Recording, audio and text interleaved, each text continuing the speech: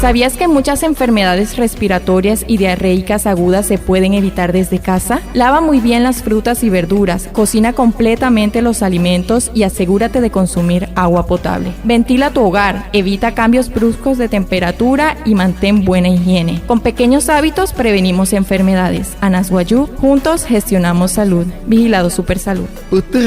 Tu wanur kat henain kat wasosoko otta tuwe iha karastuma wane wairuakua tu atu hasai mahna pich pahe ure hutum pushwal te kasi kaka te takar waro shkinte te pich karero te kut kat pushwal ke rose hutuma pura pnahikune otta musito bunya suna ka arakahne wawa tastum hipiapa hoto pushwa ekar humana huana ha pa pushwa te kasi ekar ya unna ure hipiapa wane wairukua anastu manka ure hutuma nohore ni hoin pur wanur musah se mauria hanai kihmai te PSI ka anas wayo ya que no te vayan ay mahirashi purana una hauchivari honaragra